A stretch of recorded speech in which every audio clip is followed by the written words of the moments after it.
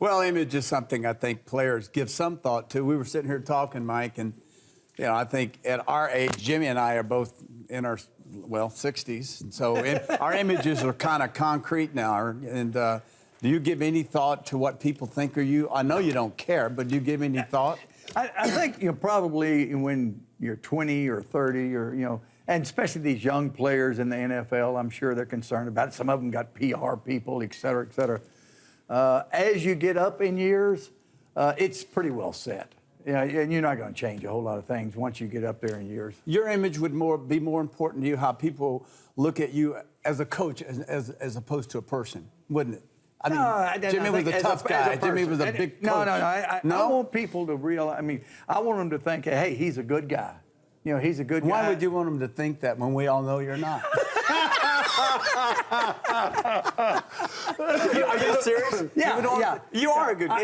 He really is a good guy. All of us have people in our lives that we refer to and say, "Guy, he's a good guy. He's really a good person." Yeah. And I think that's more important to me than how good a coach I was. And I think I've always said this. I think the faster we get to where Jimmy is now, where it's less about what people think about him, and it's more about having fun and enjoying the people you want to be around.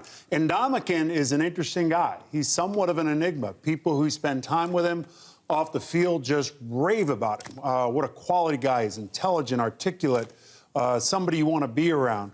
On the field, like I said, 96, 97% of the time, great. I love the way he plays. He's physical. He doesn't cheat himself. He doesn't cheat his teammates. And then there are those moments. Those moments have become less and less frequent, and I think he's kind of settled into that. And I think he's one of the bigger enigmas we have in the league. He's a great player. Let me ask you, I'm gonna put this on you.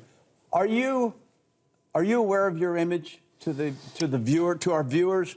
The NFL people certainly know who you are as a tough guy. You were a switch guy, and we all know when you were young, that switch would go off. And it's interesting because when I was younger, before I had kids, didn't care. Yeah, the switch was far more. I was hitting the switch. I didn't care, and I was far more liberal with what I said and how I acted and what I did, but. In 1985, from that point on, when we had Chris and then Kyle and then Howie, you feel a responsibility to your family, and I don't ever want to do anything to embarrass them. And I certainly don't want to do anything to embarrass myself or my wife. I remember my dad told me, he said, I don't care what you do, just remember this. Your name is Bradshaw. Right. All right, and I'm your dad, and that's your mom. Don't you do anything to embarrass our name. Means something. It does. Right. It does. And, exactly right. And we all know that I had an image as a dumb person, as a dumb quarterback, and I don't think anything has ever hurt me as much as that. I tried to defend it at first, but it does bother me. Unlike the two of you, it is something that really galls me when people say, and it's always an item, well, he's this and this, but he's dumb. He was that, and it's just like, where did that come from? Why do I have to, because I act silly? You know what? You cultivated some of that. I had to survive, Howie. I had to. But I will say this, and it's interesting because we were talking about it a little bit before, and we were talking about great Super Bowl performances and you against Staubach, and the references within that. We're talking about how great you played in the game.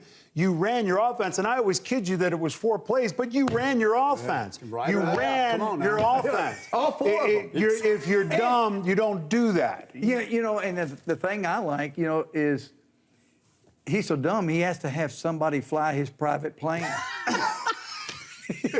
Two guys flying. He can't even fly his own plane. I would think I would want any of our viewers out there, especially young athletes, to know that you will get labeled with something somewhere along. Could be good. I worry about the young man RG3 in Washington now, as they say, they're questioning his leadership. I don't want to hear that, or the kid in San Francisco, or Russell Wilson in Seattle. Let these kids have their careers, but and leave them alone. Sometimes these players, though, they're pretty brutal. Talking about somebody that they don't even know. Right. They've never even met them. They have no idea. But they'll make comments just because he's the opponent. Believe it or not, people in the media do have favorites, and you can listen to their criticism, and you'll know whether they like them or not.